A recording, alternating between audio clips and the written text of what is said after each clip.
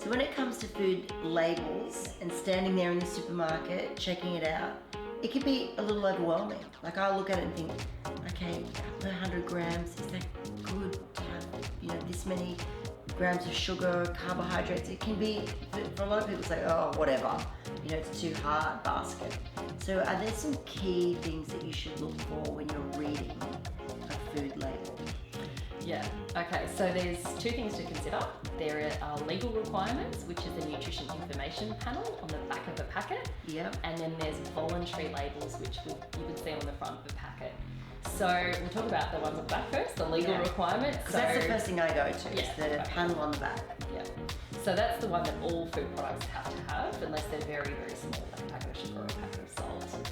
So that will detail all the main macronutrients and some micronutrients in there as well. So you'll see things like protein, fat, carbohydrate, added sugars. You might see fibre in there. You might also see things like calcium or iron or a breakdown of fats on the back as well. Yeah. So that'll be in the panel. Yeah. And then also next to it is the list of ingredients.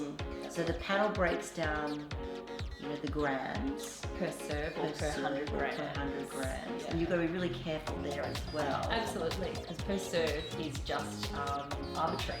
It's what a company chooses to put on the pack. So it's not a per serve as opposed to like the Australian Guide to Healthy Eating.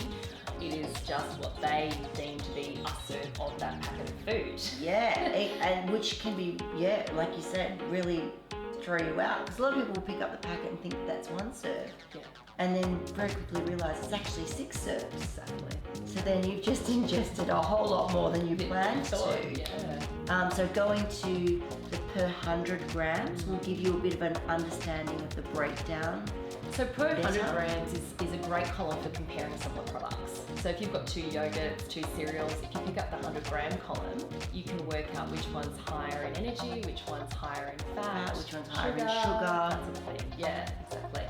And what you're looking for, if you just pick up a pack and you don't compare it to something else, you're looking for less than 10 grams of fat per 100 grams. This is good. So less than 10 grams of fat per 100. Then you're sitting in a relatively safe-ish area. Yeah, so that's the first thing to look at. Yep. And then less than 3 grams of saturated fat per 100 grams. Less than 3 grams of saturated fat per 100 grams. Talk to me about sugar. And then sugar needs to be at least under 15 grams per 100 grams. So that's what you've got to keep to. At least under 15 grams. What would your preference be? That or less? Even less, probably.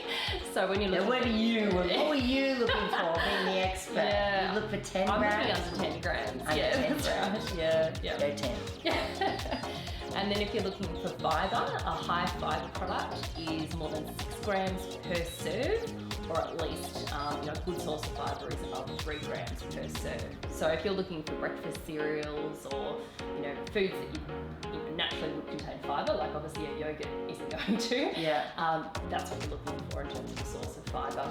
Okay, so you brought up the word breakfast cereals and my alarm bells went off. Yeah. That's where you're going to find a truckload of hidden sugar. It's hard to find a healthy breakfast cereal. It really is. Yes, okay, so we're spoken about the panel per 100 grams, a couple of things to look out for fats and sugars and fibres. Then there's the ingredients list.